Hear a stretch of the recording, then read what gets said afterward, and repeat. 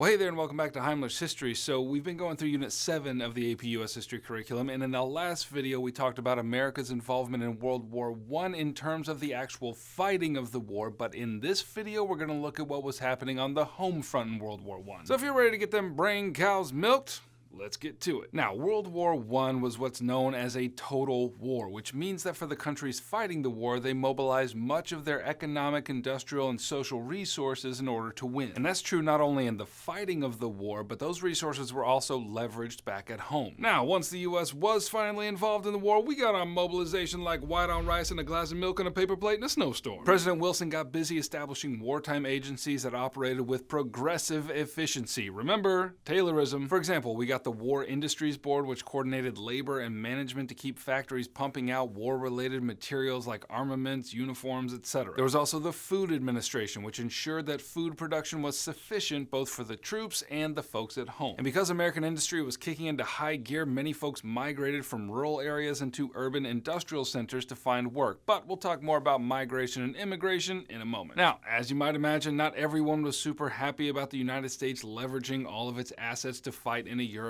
war, and so some people raised their voices and spoke out against the flurry of mobilization. And so in response to that, there was an earnest effort put forward by the federal government to restrict civil liberties and silence dissenting speech. For example, in 1917 and 1918, respectively, the Espionage Act and the Sedition Act were passed. And taken together, these two acts basically made it a crime to oppose the war or interfere with the draft or even say anything disloyal about the war effort. Now, if that sounds unconstitutional to you, well, then the Supreme Court would disagree with you, and for that, let me introduce you to a case called Schenck versus the United States. So Charles Schenck and a few of his buddies in the Socialist Party wrote up some pamphlets urging young men to resist the draft, and when he was arrested for violating the Espionage Act, the appeal made it all the way to the Supreme Court. Now, the court upheld this restriction of civil liberties because, as they argued, freedom of speech is not absolute. In other words, when speech constitutes a clear and present danger, then it is constitutional for it to be silenced. The federal government also sought to suppress the severity of reports of the Spanish flu. As Americans were dying by the thousands from this unusually deadly strain of the flu virus, the federal government sought to forbid publications that revealed the true death toll and the dangers of the illness on account of it damaging morale for the war effort. Hey, you know what else damages morale? 675,000 Americans dead because of the flu. Now, not only were people's anxieties stoked by this restriction of civil liberties, but their anxiety kept blooming after the war because of the dang communists and a phenomenon known as the Red Scare. Now, after the war, there was, of course, much rejoicing, but there was also a growing anti-communist sentiment as well beginning in 1919. Americans began to fear a communist infiltration after the Russian Revolution was successful half a world away, and this fear led to further xenophobia, which is a fear and distrust of those from other countries, which in turn led to further immigration restrictions, on which more in a moment. But at the height of the Red Scare, we had the Palmer raids, in which Attorney General Mitchell Palmer tasked an official named J. Edgar Hoover to secretly gather information on suspected radicals. Eventually, they ordered the mass arrests of socialists and radicals and labor union leaders and many others, and in the end, over 6,000 arrests were made and over 500 were deported. Okay, now I said we were going to talk about immigration, so let's talk about it. The rate of immigration from European countries reached its peak in the years before World War I, and that unsurprisingly led to a backlash of nativism or opposition to immigration. Now, this wave of immigrants began during the Gilded Age, and if you'll remember, some of the nativists were incensed that these folks were not Protestant. Poles and Italians were largely Catholic, and Eastern European Jews were mostly,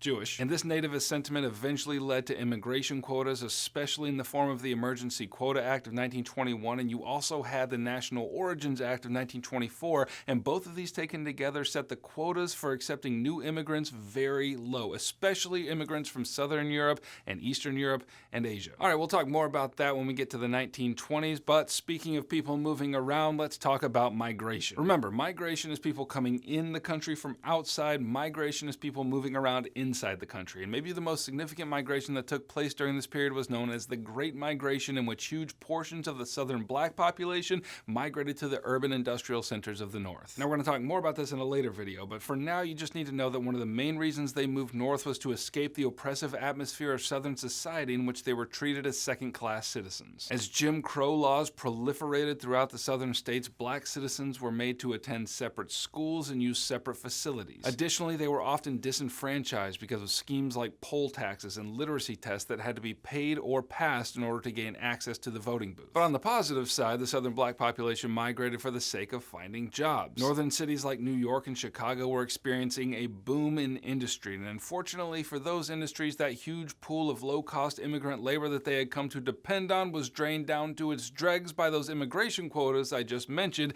and they needed workers. And as it turned out, black migrants from the South fit the bill. But you can't get the impression that as black people migrated out of the oppressive, racially segregated South, that they arrived in the colorblind North and it was just like some giant interracial hug fest. No, black migrants still experienced discrimination in the North. The only difference is that it wasn't so entrenched in the legal structures of the North. Still, there were at least 25 race riots in 1919 alone, and the deadliest race riot to occur during this time happened in 1921, so a couple of years after World War I was over. The Tulsa race riots, otherwise known as the Tulsa Massacre, began because a white woman claimed a black shoe shine assaulted her. A white mob quickly assembled to lynch the young man, but an opposing group of black folks rose up to intervene, and the result was the mass destruction of property in black neighborhoods, leaving over 10,000 homeless, and in the end, 300 black folks had been killed. So all in all, life on the home front during World War I was kind of rough all around. Okay, that's what you need to know about Unit 7, Topic 6 of the AP U.S. History curriculum. I will in no way restrict your civil liberty to get an A in your class and a 5 on your exam in May, so if you need help on that front, you can grab a review packet right here. If you want me to keep making these videos, then go ahead and subscribe.